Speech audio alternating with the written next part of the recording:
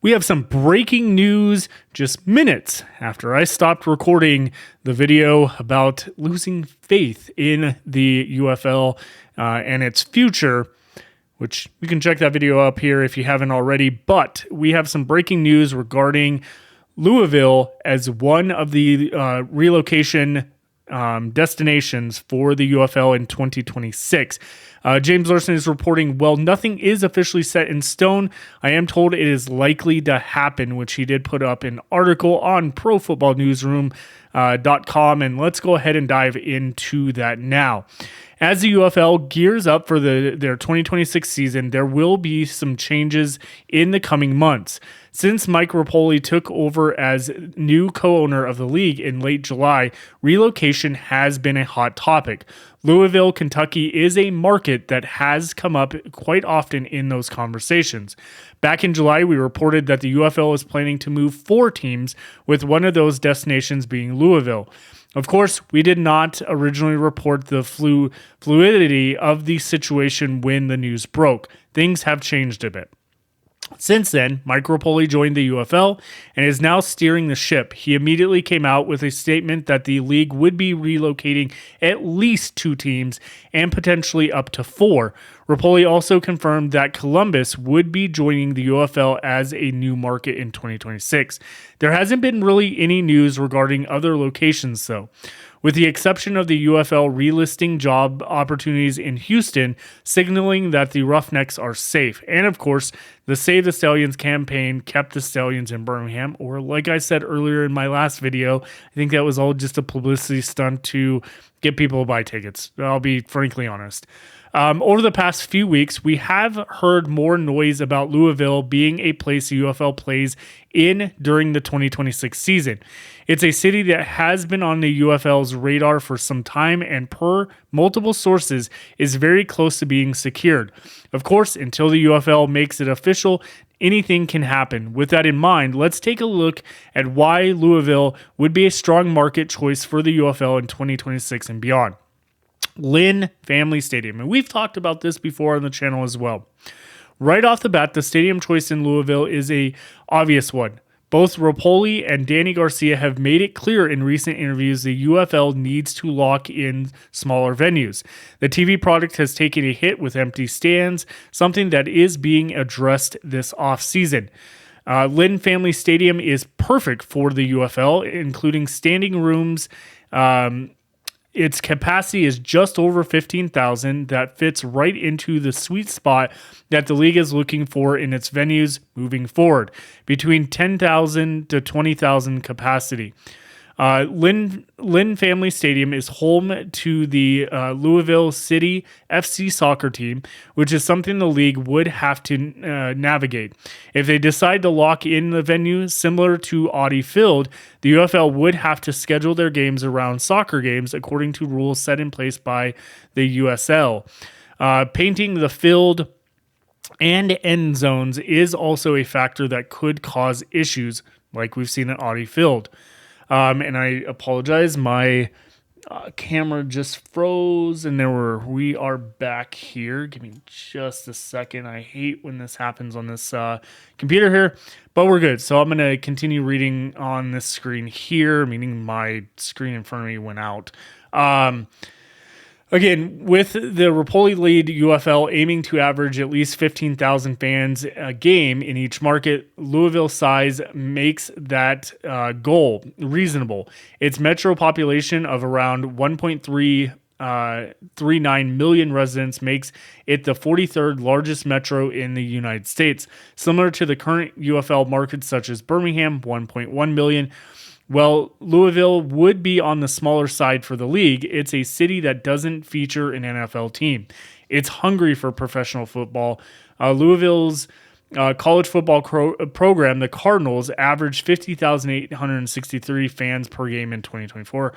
Not necessarily saying that would transfer over to the UFL, but you get my point, his point there. The question remains, will Louisville support a pro football team?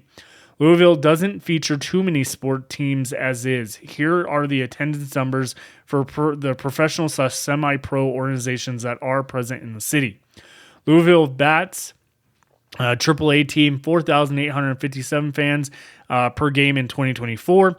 Racing Louisville FC, the National Women's Soccer League, 6,624 fans per game in 2024. And Louisville FC, the USL, has 9,474 fans per game in 2025.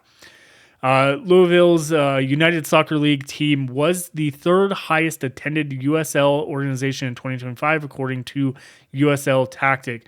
Of course, baseball and soccer typically garner less attendance than football. This is evident in markets across the country. Considering the large opening that Louisville has for sports in the spring, it feels like a no-brainer for both sides, both the UFL and city. TV ratings. The UFL has centered itself around its strong TV partnerships with Fox and ESPN and Disney. Over the past couple years, we've seen the UFL boast some excellent viewership, especially in markets such as Birmingham, St. Louis, and St. Louis. There is room for growth, which was evident in 2025, but the UFL has consistently competed well with other sports in the spring. When it comes to Louisville, it was a top 5 city for the UFL in 2025 with a household rating of 0.8, surpassing several other current UFL markets. This is another factor that makes Louisville such a promising future home for the league. Positive press around Louisville. Over the course of the last couple months, Louisville has been or is being a potential location for the UFL, has those in the air buzzing. Former Roughnecks and Brahmas OC AJ Smith had this to say about the development. I have a lot of family in Louisville. Thousands of people are talking about the potential UFL team. And he talks about James Larsen tweets are being shown on local news channels. Say what you want about the UFL. This is a correct model. I think I can guarantee Louisville first home game, 15,000+ fans. Clearly, Louisville has picked up the story in a positive light. There are many sports fans in the area who believe that the league would fit right into the city's ecosystem. A couple of local news stations also featured the development, which excited local fans. So yeah, I mean it's big in that situation and everything. And I do think even like Mike Repole took to X earlier this summer about Louisville as a potential host for the UFL. He says he loves Kentucky. We all know that because of horse racing. Would Louisville and Lexington rally behind the UFL team? Lynn Family Stadium feels like the perfect place to make it happen. And again, it's true. And James Larsen's final thoughts here across the board. Louisville appears to be a strong suitor for the UFL. Mike Repole claimed in early September that I feel extremely confident that we'll be able to name at least all 2026 teams by no later than October 8th, as we talked about in that last video. With that statement in mind, if Louisville is indeed a part of the UFL in 2026, we should know pretty soon, or next few days. Everything we've heard points in that direction. If the UFL locks in Louisville for 2026, it likely marks the end of the Michigan Panthers' hopes to remain in Detroit.